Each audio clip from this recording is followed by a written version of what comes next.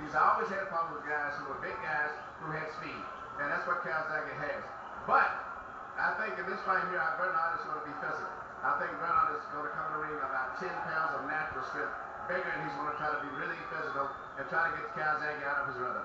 One common element also is that Hopkins achieved no great mental mastery over Jermaine Taylor and Roy Jones, and he's been working overtime for the past several months to try to play mind games with Joe Calzaghe, beginning, of course, Max, with the never-to-be-forgotten white boy comment. What has been, in your view, the effect of all of Hopkins' machinations to try to get into Calzaghe's head? Well, we'll see, but I suspect not much. Both guys are extremely confident.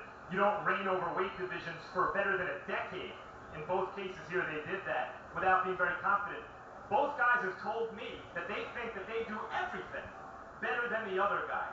But about that white boy comment, one of the interesting things about this fight is that it turns racial stereotypes on their head. The idea behind Hopkins' comment is that the stereotype of a white fighter is that they lack the athleticism and the improvisational, spontaneous, jazz-like ability to kind of extemporaneously make adjustments on the fly. Therefore, the white fighter had to be tougher and outthink his black opponent. Here, it is exactly the opposite.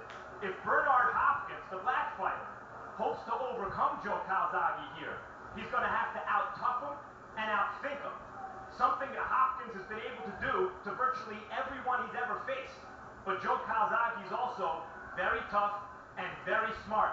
And if Hopkins at 43 can't do it, he will indeed lose to a white boy. But Hopkins has been out-toughing and out-thinking society, the boxing establishment, and his opponents ever since emerging from a 4.5-year stint in prison in his early 20s, and he is not intending to stop anytime soon, even at age 43. He believes nobody masters the mind game like him. I would never let a white boy beat me. I would never let a white boy beat me. I would never let a white boy beat me. From the late 19th century moment when John L. Sullivan first declared he could lick any son of a bitch alive, intimidation has been a part of boxing. It's come in many forms. The baleful stare of Sonny Liston, the machismo of Roberto Duran, the menace of Mike Tyson, and of course the most famous practitioner was the greatest, Muhammad Ali, who turned his mouth into one of his biggest weapons.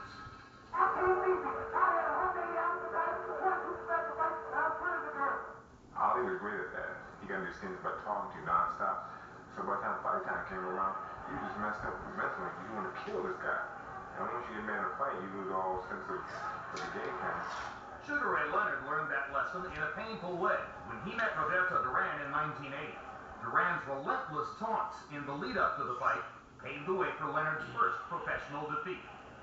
Duran got into my head. He did everything to insult me, insult my family, my wife, my kids. I took it personal. I wanted to get him back so bad that I selected to fight him and try to beat him at his own game by standing toe-to-toe. The psychological warfare plays a major role in a guy's performance. Today, no one plays boxing's game of mental warfare better than the executioner, Bernard Hopkins. And I can go over that ring and mentally tell a guy why he won't beat me.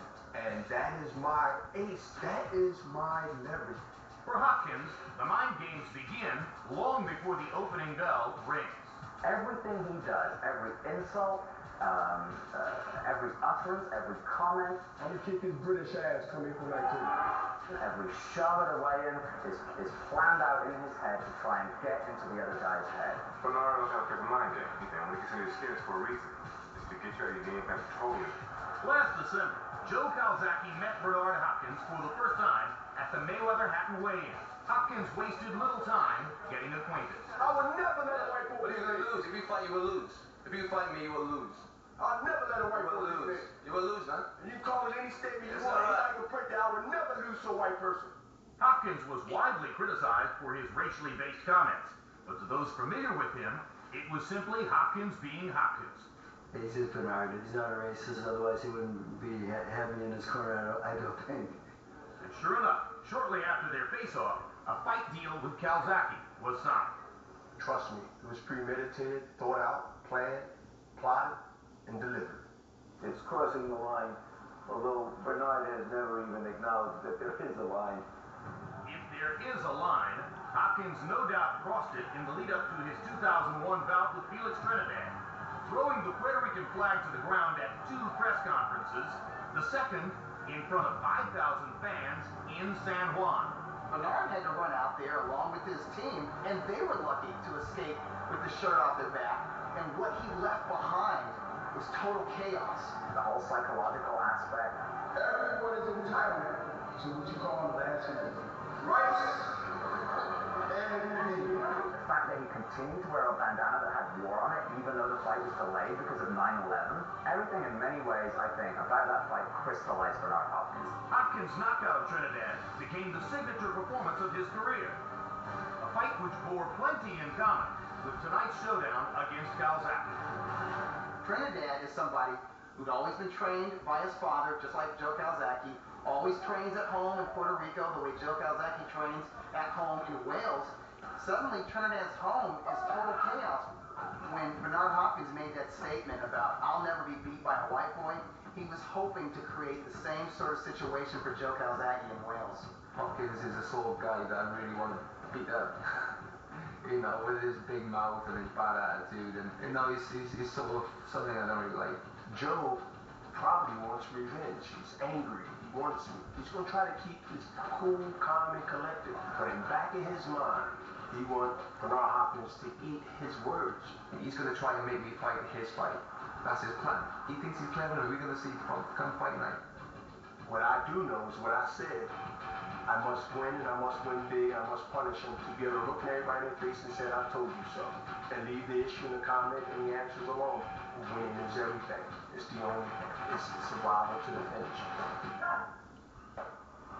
Calzaghe's ultimate answer to the white boy comment was pretty good. He said, "I don't want to lose to a white boy either, or a green boy, or a brown boy, or a red boy, or whatever other color they want to bring to me." And we have celebrities at ringside tonight of all colors and stripes, beginning with Whitney Houston. Nearby, Catherine Zeta-Jones. Not too far away, Simon Cowell. Planet Hollywood Hotel is sponsoring the event. Sylvester Stallone is a primary owner of the hotel. His buddy Arnold Schwarzenegger, governor of California. The newly married Jay-Z. Not far away from him, Jim Belushi. And tennis superstar Pete Sampras. Michael J. Fox and a variety of others also in the crowd tonight. Now let's begin the pageantry that will lead up to this big event with ring announcer Michael Buffer. Ladies and gentlemen, now the first of 2 national anthems. Here to sing the national anthem of Wales, a Welshman and a true legend the world over, Sir Tom Jones. Hell no! It's not unusual to be loved by anyone. Great. Are you ready? Here we go. By him blood-burnt hard and unholy cross-rapid and Savion. Like, you know he's gonna do. How do you got Tom Jones singing your national anthem? I could all rappel with glad God Motherfucker look like he's been on a 3-day straight crack binge. Just rabbit, costless and I was glad, glad, glad, oh, even glad. Tramo and Gil, in be prospered, oh, blended,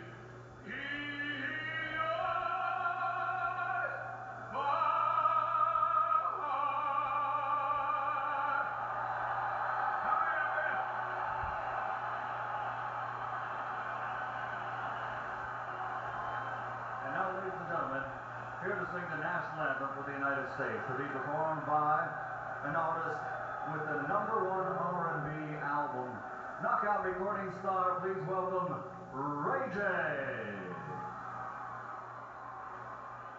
Oh, say, can you see by the dawn's early light what so proudly we hailed at the twilight's last gleaming, whose broad stripes and bright stars